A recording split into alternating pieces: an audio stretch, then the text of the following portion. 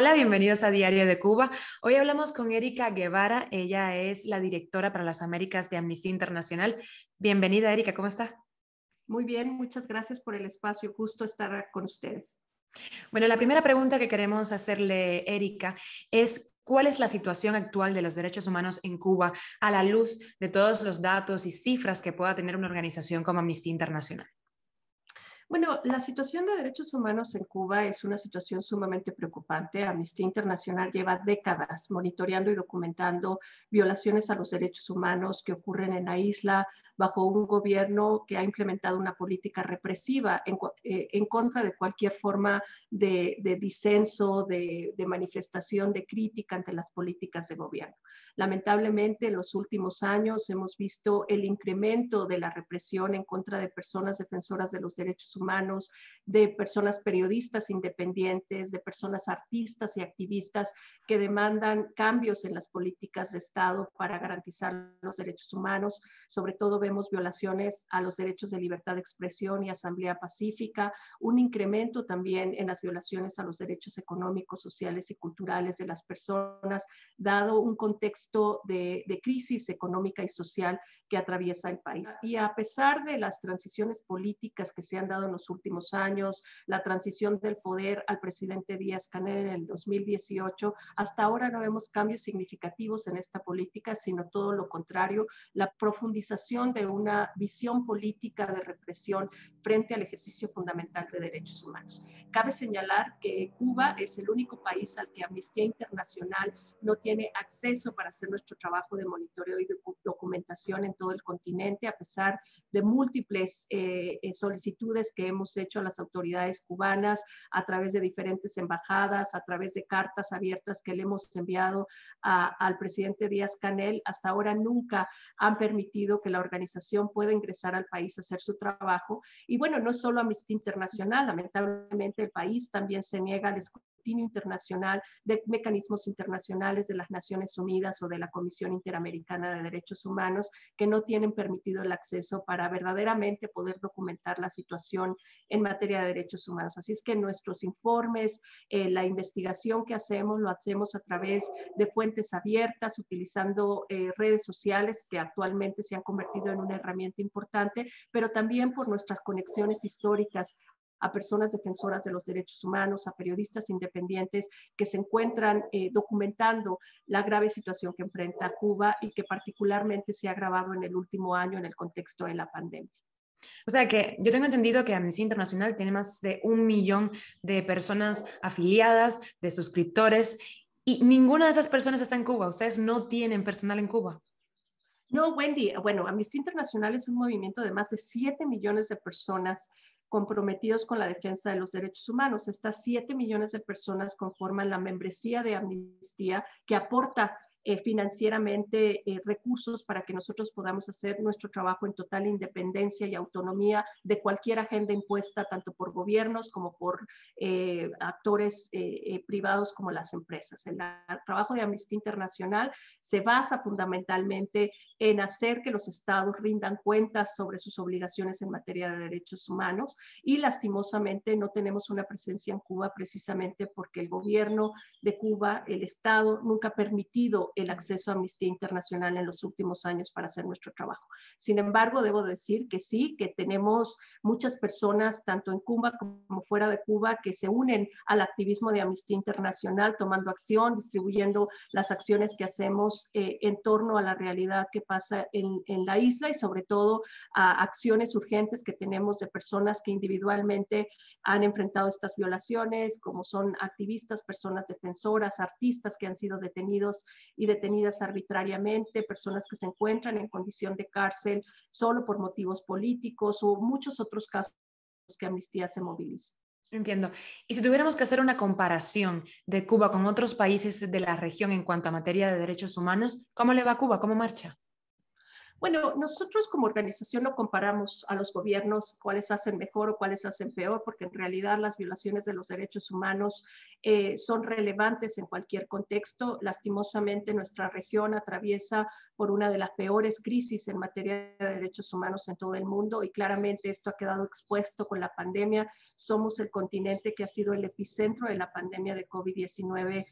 ya por muchos meses, no solo por el número de personas contagiadas o personas que han perdido la vida, sino también por el contexto que ha generado las propias respuestas de los gobiernos ante la pandemia. En muchos casos son respuestas represivas, en muchos casos gobiernos han aprovechado la pandemia para generar legislación o decretos y poder extender sus poderes violentando los derechos humanos de las personas. Y en ese contexto, Cuba no queda aislado de esa realidad regional. Cuba es un país en donde se siguen violando los derechos a la libertad de expresión, a la asamblea pacífica, en donde no existe la posibilidad de las personas de organizarse en entidades de la sociedad civil organizada para poder demandar el ejercicio fundamental de derechos o la rendición de cuentas. Cualquier intento de movilización o de organización es totalmente aplastada por el régimen a través de legislaciones que no cumplen con los estándares internacionales o simplemente a través de políticas represivas en donde la policía se ha convertido en una herramienta represiva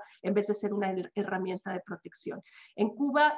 lo mencioné, es de los países que tienen menor acceso al escrutinio internacional, es un país que se muestra totalmente intolerante a las críticas constructivas en materia de derechos humanos, un país que tiene un total cierre, una opacidad en términos de la información, inclusive en el contexto de la pandemia ha habido muchas críticas en términos del acceso a la información que hay sobre el impacto real que ha tenido la pandemia de COVID-19 en la población cubana. Hoy día, por ejemplo, Cuba, a través de su aparato propagandístico, habla de la creación de nuevas vacunas, pero en realidad hay muy poca información, no se ha dado información que se puede evaluar por parte de organizaciones como la Organización Mundial de la Salud. Entonces, esa opacidad es la que rige, lamentablemente, la vida de las personas en Cuba y que no permite tener una idea más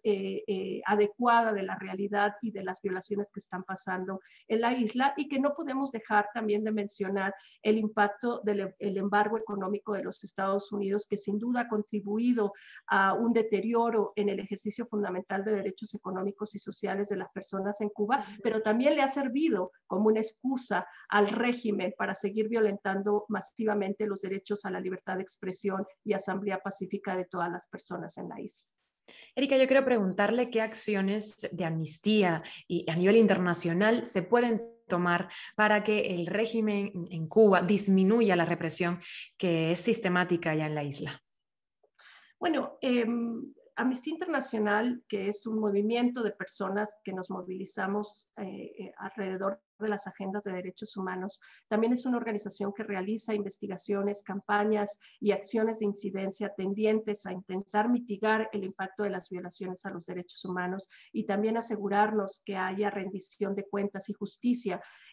para las víctimas de las violaciones a los derechos humanos. Y el trabajo que hacemos en Cuba, que no es solo de documentar la realidad y documentar casos individuales sobre estas violaciones, sino también levantar alarma urgente global para que otros gobiernos tomen acción, otros gobiernos que tienen ya sea intereses políticos o económicos con Cuba, que puedan utilizar, que puedan aprovechar esas relaciones bilaterales o multilaterales para poner presión. Entonces, nuestro trabajo es también levantar una alarma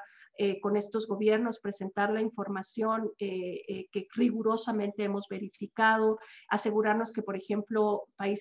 gobiernos en la Unión Europea que tienen contacto directo con las autoridades cubanas puedan llamar la atención sobre la situación que pasa y muchas veces sobre casos individuales. Sabemos que el trabajo de incidencia de Amnistía Internacional, gracias a la masiva movilización de muchas personas que firman nuestras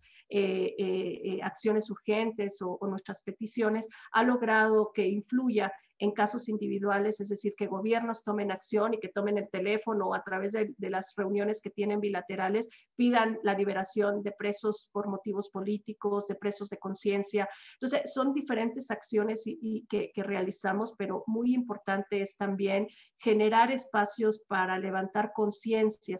sobre lo que verdaderamente ocurre en Cuba, porque dada la limitación que tiene el periodismo independiente en Cuba, que también está sufriendo de la represión y de cómo el gobierno intenta aplastar todos sus medios de comunicación y el acceso de la información que se tiene desde la isla hacia afuera, pues es importante que el mundo sepa lo que pasa en Cuba y que no sea solo la influencia de la propaganda del régimen cubano la que cuente la historia, ¿no? Que realmente haya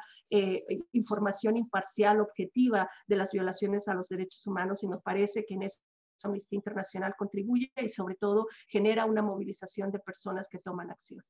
Entiendo. Erika, tengo entendido que usted es abogada, además que está también muy al tanto de los derechos de las mujeres, del feminismo. Quiero preguntarle sobre ese tema. ¿Cómo va la igualdad de género en Cuba? ¿Es una tarea pendiente? ¿Se va evolucionando en el tema? ¿Cómo va la situación? Por supuesto que es una deuda pendiente. La justicia de género, los derechos humanos de mujeres y niñas, la justicia de género para las personas LGTBI es una deuda pendiente en Cuba. Por un lado, hay una retórica de apertura, una retórica del gobierno que habla de avances significativos en materia de equidad de género. Cuba es una de las voces fuertes en los foros internacionales cuando habla de una agenda de derechos humanos de las mujeres y las niñas, en donde la igualdad de género está en el centro. En los últimos años, Cuba ha presentado una historia de avances significativos en materia de respeto a los derechos de las personas LGTBI, pero eso se queda en el papel. Estas son promesas de papel que se han quedado en la retórica, porque la realidad es muy distinta. Cuba enfrenta una tasa sustancial de feminicidios, de violencia de género en el entorno doméstico. La participación de las mujeres en la vida política de Cuba cada día se disminuye por la incapacidad que tiene el gobierno de generar espacios democráticamente abiertos y participativos. Las mujeres y las niñas están afectadas desproporcionalmente por la crisis económica, es decir, se ha feminizado la pobreza en Cuba. Las personas LGTBI continúan enfrentando la violencia policial, en donde casos de violencia en contra de personas LGTBI no son propiamente investigados y los perpetradores de esa violencia no son llevados ante la justicia, donde las políticas públicas minimizan el impacto que tiene, por ejemplo, la pandemia en la vida de mujeres, niñas y personas LGTBI. Entonces, por un lado es esta retórica, ¿verdad?, que ha existido. Por ejemplo, en el proceso de reforma constitucional se hablaba de la posibilidad de reconocer el matrimonio igualitario y por ende reconocer los derechos de las personas LGTBI, a adquirir los mismos derechos y obligaciones a través del contrato de matrimonio, pero eso fue simplemente una retórica, ¿verdad?, para intentar demostrar que la isla avanzaba en progresión en materia de derechos humanos, pero que en la práctica eso no ha ocurrido y al contrario se retiraron estas propuestas de reforma y ahora se habla de que se hará un referéndum para consultar una reforma al Código de Familia, cuando los derechos humanos de las personas no deberían estar, ¿no?, votados a través de un referéndum, sino que las autoridades deberían estar cumpliendo con sus obligaciones, que por ahora no vemos sean una realidad para las personas. Erika, ¿y qué recomienda la oposición en Cuba para que visibilice, digamos, más claramente todas esas violaciones que se están cometiendo en el país? Mira, Wendy, yo creo que es una pregunta bien importante en dos sentidos. Por un lado, cuando no es la primera vez que me preguntan qué es lo que tiene que hacer la oposición, y yo lo primero que respondo es, bueno, primero hay que construir una oposición, ¿no? Yo creo que es importante reconocer que lamentablemente en Cuba, cuando hablamos de oposición, tanto civil como política, las posibilidades organizativas son mínimas. En Cuba es un régimen que es de un solo único partido, reconocido por la propia Constitución, a pesar de la reforma, ¿no?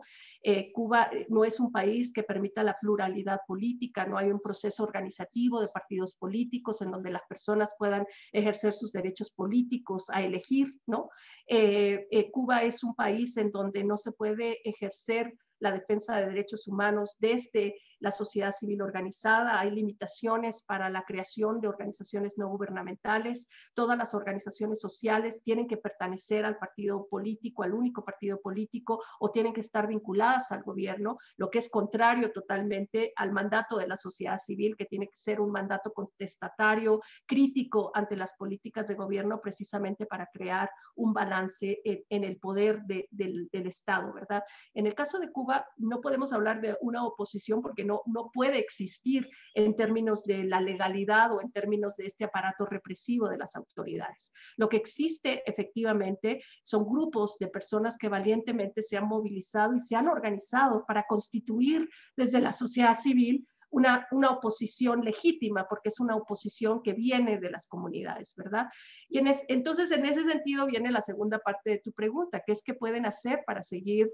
visibilizando la situación. Y yo creo que lo que han hecho, a pesar del contexto tan adverso, ha sido verdaderamente increíble lo que han logrado, sobre todo en los últimos años. Movimientos como el Movimiento San Isidro, las organizaciones que se constituyen a nivel local en diferentes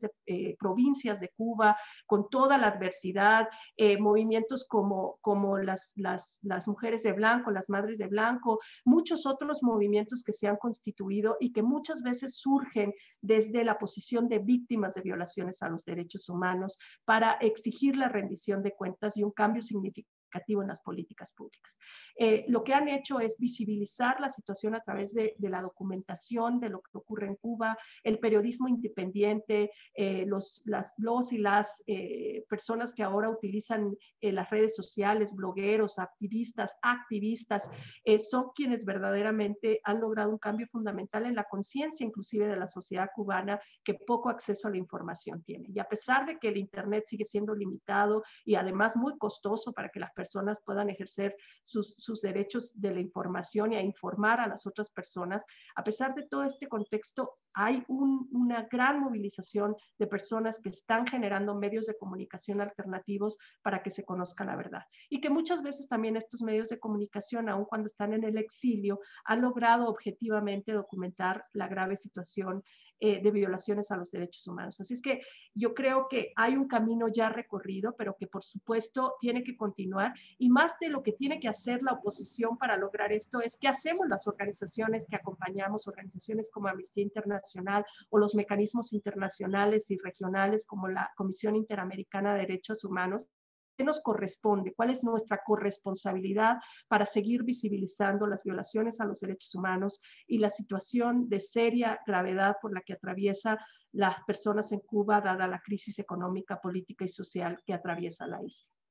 Erika, ya para terminar, quería preguntarle qué proyectos, si hay alguno, tienen entre manos en Amnistía Internacional, digamos, para tal vez ser aceptados en Cuba y poder documentar lo que está pasando desde adentro, o alguna forma que tengan desde afuera para influir en los derechos humanos, en materia de derechos humanos en el país.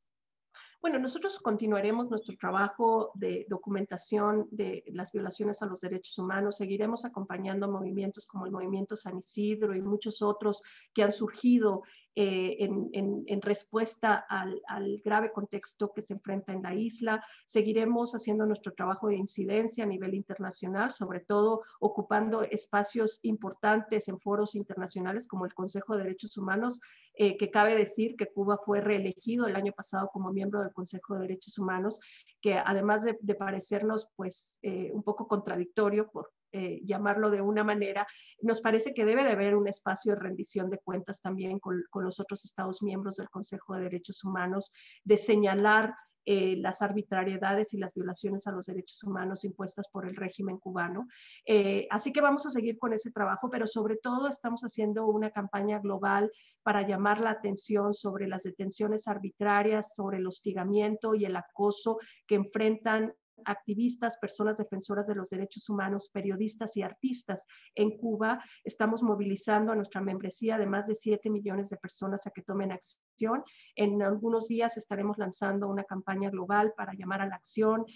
para llamar a nuestra membresía que se tome las redes sociales para denunciar lo que le pasa a las personas, sobre todo a estos movimientos en Cuba. Y estamos haciendo un llamado también a artistas de todo el mundo para que se unan a la causa y que levanten la voz por sus compañeras y compañeros artistas de Cuba que lamentablemente hoy están enfrentando violaciones a los derechos humanos. Muchísimas gracias, Erika, por su labor y por su tiempo aquí en Diario de Cuba. Muchas gracias a ustedes, Wendy, y un saludo a todas las y los colegas de Diario de Cuba.